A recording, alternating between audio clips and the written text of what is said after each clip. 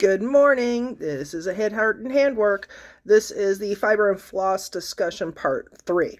So in the last one, we looked at some pictures of what worn floss looks like and why we don't want to do that in our needlework.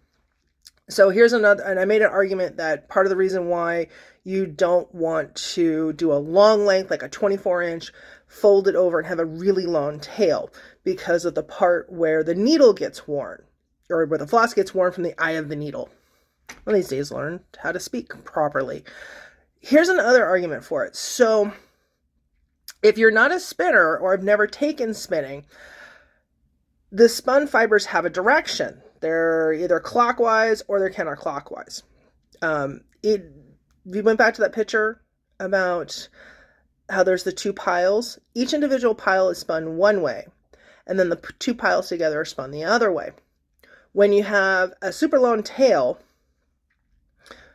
where those fibers are all in the same direction, so it's nice and smooth, you have a long tail, you fold it over, and then you're stitching with that, those fibers are in the opposite direction. They're going to be rubbing on each other. So it's not just the eye that gets torn up, it's everything that's lying on top of another just because of the opposite direction of those fibers. Now again, this is just a you do you. I have a lot of technical. I have been doing embroidery and needlework since I was 5 years old. This is almost 46 years now. I started doing kind of cross stitch when I was 16. And I've been a member of the EGA and the Historic Needlework Guild and ANG, which is the American Needle Pointers Guild. I've been deep into the geekery of this stuff for years, and the technical stuff always interests me. Is most of this important for everyday knit stitching? No, it's not. Is this something you're going to want to know if you're going to turn things in for judgment? Yeah, they're going to look at that. They're going to look at their stuff with a magnifying glass to see how much your stuff's been ripped up. If you're just going to put it on your wall and enjoy it, don't stress about all this stuff. This is just a highly technical discussion. Sorry, kid interrupted. So, this is just me geeking out about the high technical stuff that if you're not going to turn it in for judging, don't worry about it. It's just, like I said, I'm also a teacher, so informed knowledge, informed choice. So stitch what you want to stitch how you want to stitch. There is really no right nor wrong way. It's just our actions have consequences on our finished work. So I'm going to be doing some more technical discussions. I'm going to do one about needles, like why use pointed versus not. And did you know there's a right and a wrong?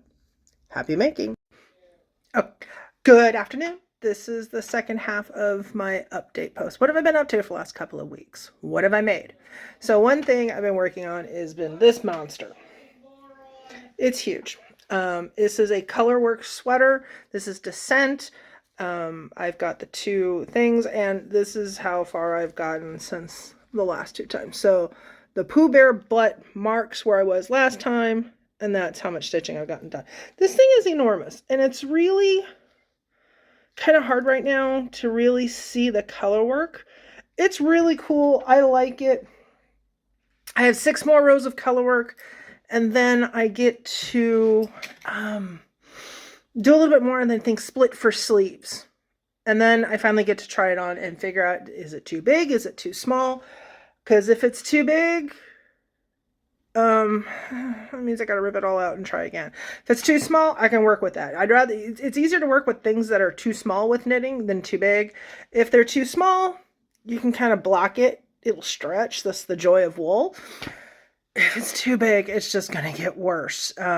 If you're not knitted sweaters, and this is worsted weight, they stretch as they hang on you.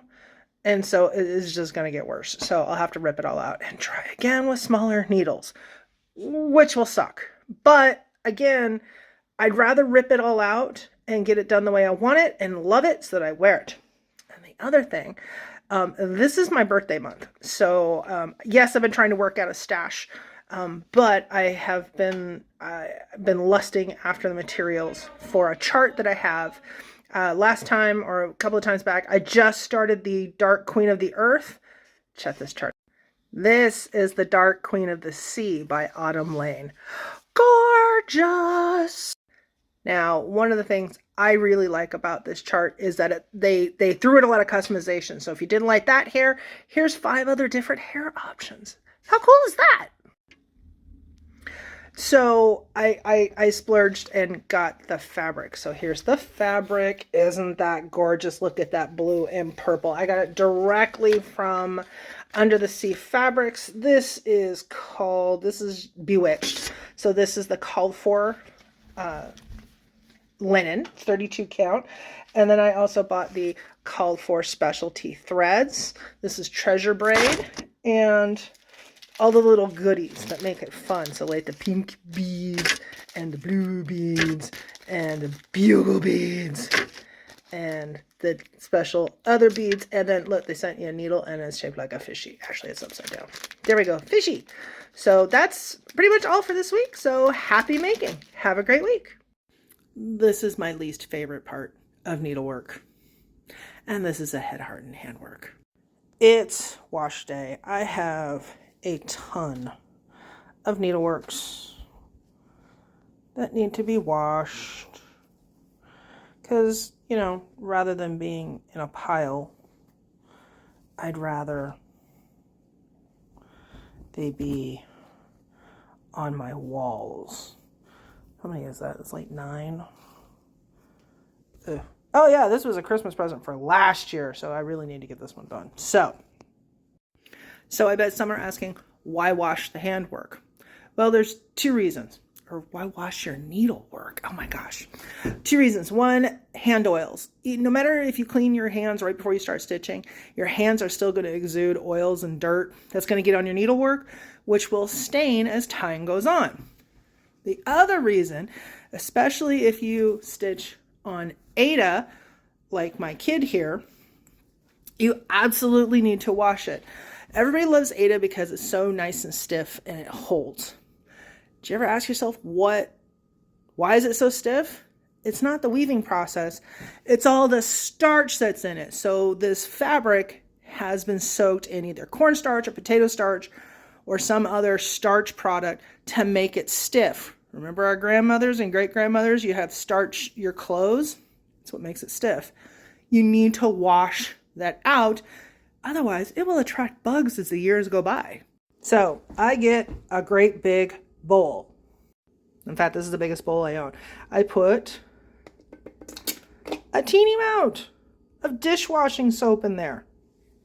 And then I fill it with the coldest water I've got. So I have my big bowl of cold soapy water. I have a piece of Shout's color catcher. And then my needlework. I tend to only do 1 or 2 pieces at a time. Stick this one in because I want everything to move. And then I'm just going to let it sit. Now I'll let that sit for 10 or 15 minutes. Why do I use dish soap?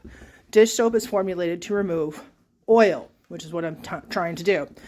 I also use cold water because if we go back to fibers, if you use hot water, it opens those fibers up, so the dye is more likely to bleed.